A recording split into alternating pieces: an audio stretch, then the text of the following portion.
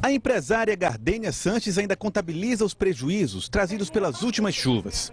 Aparelhos de DVDs, circuitos de segurança, no-breaks e uma fila de aparelhos de televisão. Todos queimados após o temporal. Foi a chuva, aquela chuva de domingo muito forte, que aí com relâmpago, trovão, faltou energia. Quando voltou já foi queimando todos os equipamentos, já não retornou mais. Na lista de equipamentos queimados, entrou até uma bomba de água para poços tubulares, que não resistiu aos picos de tensão. No total, R$20 mil em prejuízos. E em muitos bairros na periferia de Teresina, o serviço de energia elétrica trouxe problemas. Na Vila Meio Norte, os moradores colocaram nas calçadas os equipamentos queimados após as chuvas. A televisão de Eliane ficou imprestável com a instabilidade da energia elétrica na região. E eu fiquei atarentada com a televisão pegando fogo na tomada. Perdas para moradores e para os comerciantes de várias regiões de Teresina, que agora estão inconformados com esses prejuízos. Mas essa conta não precisa ser paga pelos consumidores. A Ordem dos Advogados do Brasil, secção Piauí, está orientando todos os usuários da rede de energia elétrica a contabilizar os prejuízos e repassar todos eles para a Eletrobras. O presidente da Comissão de Defesa do Consumidor, da OAB, diz que os equipamentos queimados precisam passar por uma vistoria antes de serem consertados, para garantir a responsabilidade da Eletrobras.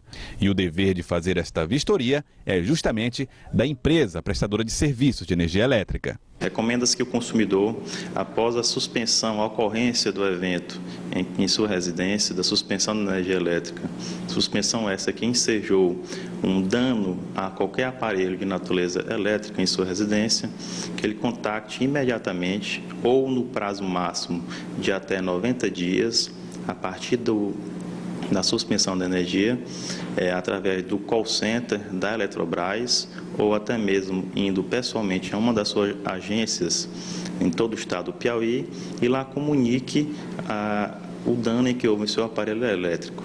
E é importante destacar que o consumidor não há necessidade de apresentar notas fiscais destes aparelhos elétricos.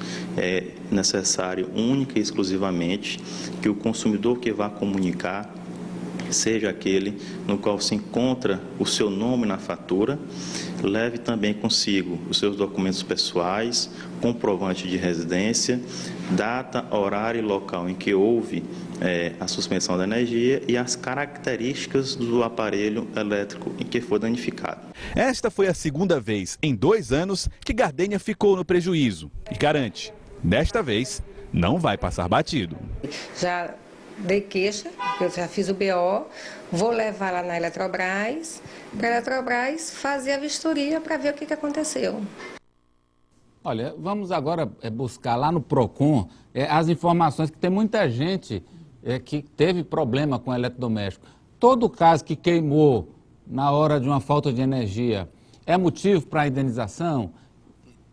Tendo motivo, como proceder? Vamos esclarecer mais esse tema com o Vinícius Weiner, que está lá no PROCON. Boa tarde, Vinícius.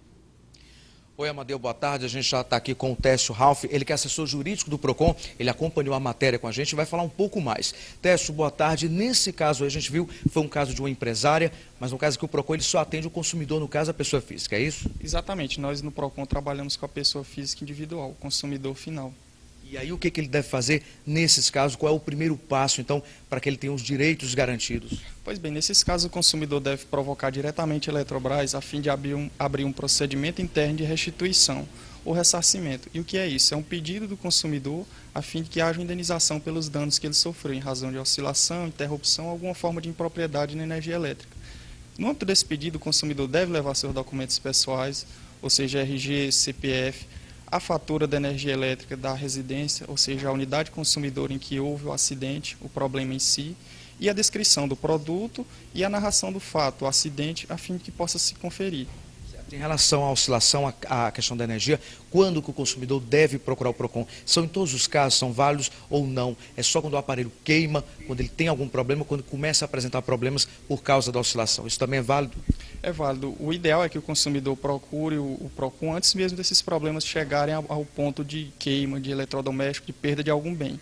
Sempre que houver alguma forma de impropriedade, ou seja, oscilações, qualquer coisa nesse sentido, o consumidor pode e deve procurar o PROCON, aqui na Rua Álvaro Mendes, número 2294, ou então se informar através do nosso telefone, o 3216-4550, a fim que se possa verificar qual o melhor procedimento a ser tomado. Em quanto tempo dura um processo como esse? Na maioria dos casos, o consumidor está sendo ressarcido ou não? Pois bem, no âmbito da Eletrobras, a resolução 414 da ANEEL estabelece que esse procedimento comum tem um prazo de 15 dias para ser finalizado. Existe também aquele procedimento especial, que é para o caso de um bem como uma geladeira ou algum aparelho elétrico que sirva para o acondicionamento de medicamentos ou coisas do tipo, em que a Eletrobras tem que dar uma resposta no prazo de um dia. Então, obrigado pelas informações. Amadeu, Eli. Obrigado, Vinícius. Esse é um tema que chama a atenção das pessoas e seria importante que a Eletrobras verificasse melhor como é que é hoje o atendimento das pessoas que reclamam esse tipo de serviço. Porque, para não precisar ir para a justiça, seria interessante que a própria Eletrobras tivesse um sistema para atender as pessoas, orientando, olha, foi isso, nesse horário teve, não teve, sabe, para facilitar as coisas. Acho que é um órgão público, federal, mas é público, e que deveria, sim, tratar melhor a população. Um abraço, Vinícius. O povo quer